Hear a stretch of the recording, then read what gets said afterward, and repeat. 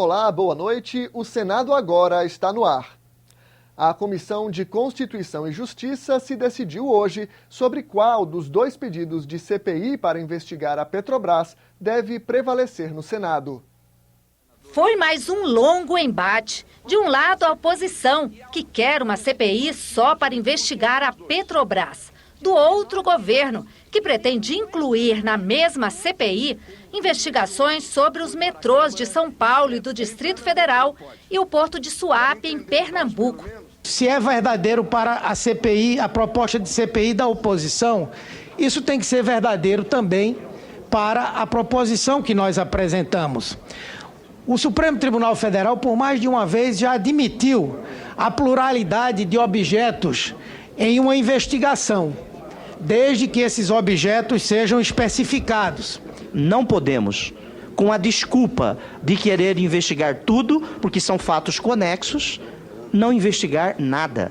Falar que existe conexão entre metrô de São Paulo, metrô de Belo Horizonte e Petrobras é entender que nós todos somos retardados, senhor presidente. O relatório do senador Romero Jucá manteve a posição do presidente do Senado e também do governo de uma CPI mais ampla. O senador Aloysio Nunes apresentou um recurso para que o relatório não fosse votado, mas o recurso foi rejeitado por 13 votos a 10.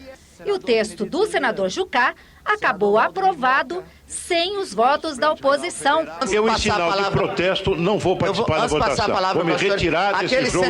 Vamos retirar, senhor presidente. A oposição se retira em defesa da democracia. Aprovado. Com a decisão por uma CPI mais ampla, a expectativa da oposição agora é que o Supremo Tribunal Federal conceda uma liminar que permita a instalação de uma CPI só para investigar a Petrobras. Com essa decisão, a meu ver, vergonhosa, respaldada pela maioria governista, comandada pelo Palácio do Planalto, o Congresso Nacional acaba de abdicar, de abrir mão de uma das suas mais relevantes prerrogativas, que é de investigar as ações do Poder Executivo. O que está havendo, na verdade, é uma briga política.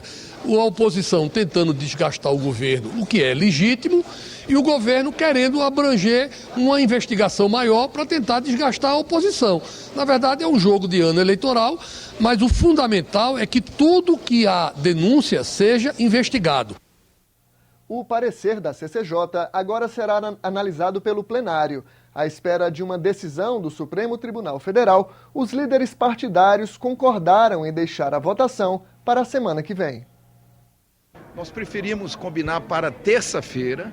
Desde já fica acertado que esse item será um item prioritário da pauta para, de uma vez por todas, o plenário do Senado decidir o que é que entende dessa questão que é inédita no Parlamento Nacional. O Congresso quer CPI, não poderia ficar contra a CPI. É se vai haver uma CPI ampla ou não, se vai poder investigar mais do que aquele assunto especificado. É isso que vai ser decidido. E a CPI, que investigou as denúncias de espionagem do Brasil pelos Estados Unidos, terminou hoje os trabalhos. Os senadores querem que os poderes executivo e legislativo tomem providências para diminuir a fragilidade do espaço cibernético. Agora, as sugestões vão ser levadas a plenário. Vai ser difícil nomear os culpados pela espionagem que atingiu empresas e autoridades brasileiras. Depois de 6 meses de trabalho, os senadores da CPI concluíram que há dificuldade em delinear a conduta criminosa supostamente praticada. Mas os parlamentares reconhecem a vulnerabilidade do país.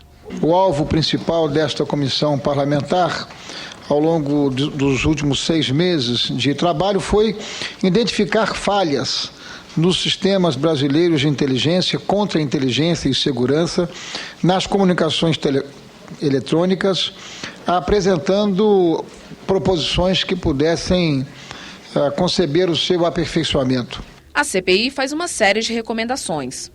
A publicação da Política Nacional de Inteligência. O texto foi analisado pelo Congresso Nacional e enviado à Presidência da República no fim de 2010. A criação de um grupo de trabalho do Executivo para elaborar uma política nacional de segurança cibernética. Investimento em contra-inteligência. Mais recursos para serviços secretos, aquisição de equipamentos e capacitação de recursos humanos. maior dotação orçamentária para a BIM e outras organizações responsáveis pelas atividades de inteligência. E a criação de uma agência brasileira de sinais para operar no ambiente virtual, tanto na busca de dados quanto na proteção de informações. Entre as sugestões legislativas está a criação de uma comissão temporária do Senado para reformar as normas brasileiras de inteligência. A CPI ainda defende a aprovação de proposta de emenda à Constituição que eleva a atividade de inteligência ao nível constitucional. E apresenta um projeto de lei que prevê o fornecimento de dados de empresas ou cidadãos brasileiros para autoridade governamental ou tribunal estrangeiros, só depois de autorizado pelo Poder Judiciário do Brasil. A própria CPI do Parlamento Europeu toca muito nesse aspecto, né, que a legislação interna de cada país tem que ser obedecida. Você não pode mais enviar dados sem que a Justiça brasileira tenha dado autorização, sem que os proprietários do dado tenham qualquer informação sobre isso. Durante a apresentação do relatório, os senadores destacaram que o Marco Civil da Internet poderá colaborar para proteger os cidadãos da espionagem. O projeto já foi aprovado na Câmara dos Deputados e está sendo analisado em regime de urgência no Senado. O Marco Civil da Internet é um exemplo. Só agora nós teremos uma legislação que a Câmara já votou, o Senado deverá votar, uma legislação que regula a comunicação pela internet. Então, o que nós estamos falando nessa CPI não é só da internet, é da segurança cibernética. Mas se o Brasil deseja efetivamente ser um protagonista da cena global, se o Brasil de fato precisa e deseja ter assento no Conselho de Segurança das Nações Unidas, nós precisamos ampliar os investimentos em inteligência e contra-inteligência. O plenário aprovou hoje a indicação dos novos embaixadores do Brasil em Burkina Faso, na África, e no Reino de Tonga, na Oceania. Os senadores também aprovaram os nomes de 3 diretores da Agência Nacional de Transportes Aquaviários, a ANTAQ. São eles Mário Povia, Adalberto Tokarski e Fernando Fonseca. O ministro da Educação falou hoje no Senado sobre a transferência de alunos da Universidade Gama Filho e do Centro Universitário da cidade, no Rio de Janeiro, para outras instituições. As faculdades foram descredenciadas pelo MEC. Na audiência pública, José Henrique Paim também apresentou um panorama do ensino no Brasil. O ministro José Henrique Paim reconheceu que há gargalos na educação. O problema começa nas creches. 76,4% das crianças ainda não são atendidas. A desigualdade educacional começa exatamente na educação infantil, porque quem faz a educação infantil tem mais chance de concluir a educação básica, por isso que essa prioridade é importante. O atendimento em escolas de tempo integral cresceu 139% nos últimos 3 anos. Mas representa apenas 12% das matrículas. E no ensino médio, considerado pelo governo o grande desafio da educação, o crescimento de matrículas nos últimos 16 anos foi de 144%. Não é onde tem a maior evasão, ainda é no ensino médio? Nós temos a maior evasão no ensino médio, a maior reprovação no ensino médio. É onde nós temos os maiores problemas no Brasil. O Ministério comemora, no entanto, outros resultados. 6 milhões de matrículas na educação profissional e 7 milhões no ensino superior. Além de 60 mil bolsas concedidas no programa Ciências Sem Fronteiras. A audiência pública também discutiu a situação de 10.915 alunos prejudicados pelo fechamento das universidades Gama Filho e Universidade. O ministro Paim informou que 90% desses estudantes já foram transferidos para outras instituições. Esta ex-estudante da Gama Filho diz que, em alguns casos, alunos veteranos estão sendo matriculados no primeiro período. Vem ocorrendo, estava no 6º período, principalmente odontologia na Veiga de Almeida, estava no 6º período e passa para 1º, 2º, 3º período. O ministro informou que vai verificar as transferências de alunos para a Universidade Veiga de Almeida. A Comissão de Assuntos Sociais terminou a análise do projeto de lei que garante a aposentadoria especial aos pescadores. A votação foi em turno suplementar e agora vai à Câmara dos Deputados. No período do defeso, quando a pesca é proibida no país, o pescador terá direito a um salário mínimo e o tempo de contribuição à Previdência preservado. O autor do projeto destacou a concessão da aposentadoria especial. Em vez de trabalhar 35 anos no caso do homem, seria então 25. e no caso da mulher com de 30 seria também 25. Isso também é muito importante, porque a pesca, bom, eu sempre lembro de alto mar, ela é uma linha de risco, então ela é periculosa, é penosa e é insalubre. O Diário Oficial publicou nesta quarta-feira uma lei de interesse dos empregados domésticos. Pela norma sancionada pela Presidente da República, os patrões que não assinarem a carteira de trabalho com data de admissão e salário dos empregados domésticos ficam sujeitos a multa de pelo menos R$ 724. A medida que o Senado aprovou no mês passado começa a valer daqui a 4 meses. As comissões de Assuntos Econômicos e de Constituição e Justiça aprovaram em reunião conjunta o projeto que altera o indexador das dívidas de estados e municípios. A proposta já havia sido analisada em plenário, mas recebeu emendas e precisou voltar para as comissões. Após 2 minutos de reunião, o presidente da Comissão de Assuntos Econômicos anunciou o resultado. Aprovado. Segundo o relator da matéria, senador Luiz Henrique, a votação rápida é resultado de um acordo com o governo. É porque ela resultou de um entendimento e cujo compromisso do governo federal foi cumprido. Agora será necessário um novo entendimento entre a presidente Dilma Rousseff e os governadores. Só então a matéria vai ser analisada em plenário. De acordo com o presidente da Comissão de Constituição e Justiça, senador Vital do Rego, a negociação não envolve mudanças no texto aprovado. Não vai haver dificuldade e eu espero que a votação seja repetida em plenário aquilo que foi consensualizado nas comissões de Assuntos Econômicos e Constituição e Justiça. Senadores, governadores e secretários estaduais de Fazenda comemoraram. O projeto estabelece que a dívida de estados e municípios com a União passará a ser atualizada pelo IPCA mais 4% de juros ao ano, ou pela taxa Selic, o que for menor. Hoje, o valor é corrigido pelo IGPDI mais 6 a 9% de juros. Nós, os estados brasileiros, somos hoje absolutamente dependentes do governo federal e, consequentemente, os municípios também o são.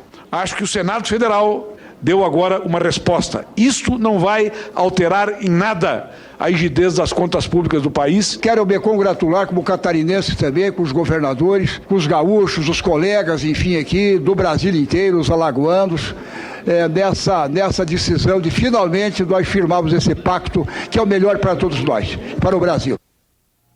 Por lei, os municípios brasileiros têm só mais 4 meses para substituir os lixões pelos aterros sanitários. Eles tiveram 4 anos para fazer isso. A subcomissão que acompanha a política de resíduos sólidos fez hoje uma audiência pública sobre os desafios para a implantação da lei, como a reciclagem e a logística reversa por parte dos fabricantes.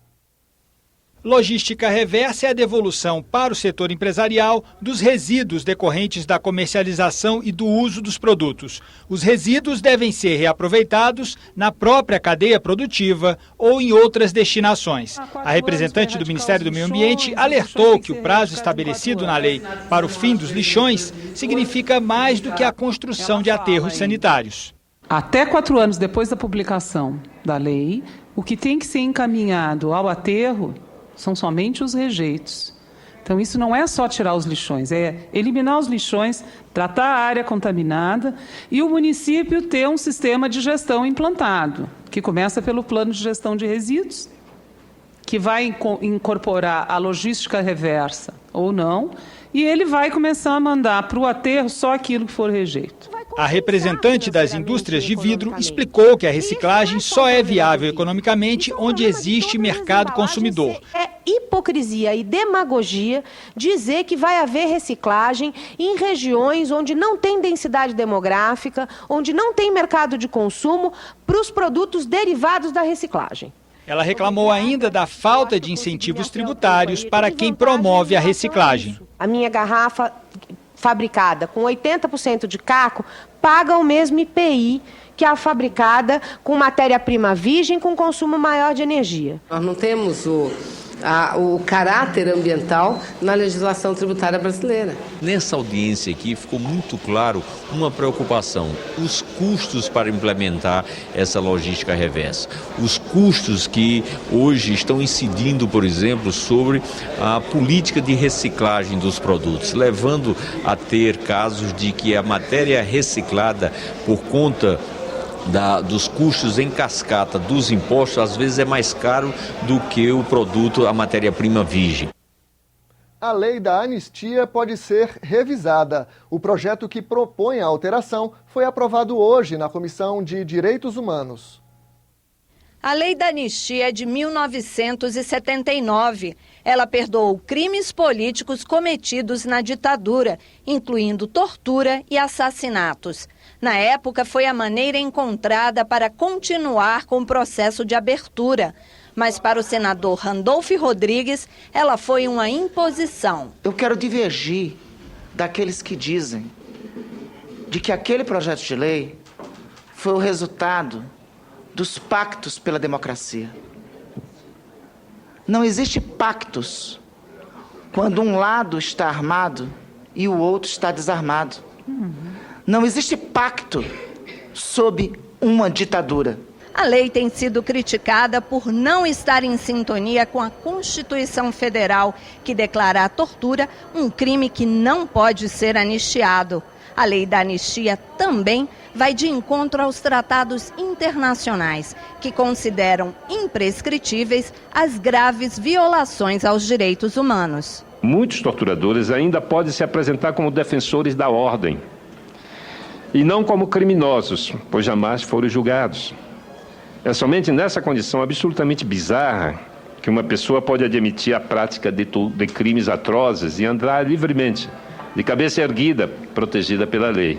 O novo texto propõe excluir do perdão os agentes públicos que praticaram crimes contra opositores ao regime militar. O projeto de lei corrige, né, uma aberração jurídica que, infelizmente, está em curso em nosso país. A transformação dele em lei, em aditamento à lei de anistia, que afasta a possibilidade de anistia a esses agentes públicos, coloca o Brasil no rumo dos países civilizados e é um passo importante para a consolidação da nossa democracia. É um projeto complexo e é um projeto que deve ser debatido exaustivamente. É um projeto que terá que ser acompanhado com muito cuidado para que essa matéria e essa iniciativa seja para o bem de todos nós. O projeto que altera a lei da anistia vai ser analisado em mais duas comissões no Senado, a de Relações Exteriores e a de Constituição e Justiça, onde a decisão será terminativa. Você terá outras notícias a qualquer momento em nossa programação. E nesta quinta-feira, às 8h15 da manhã, no Senado em Dia. Boa noite.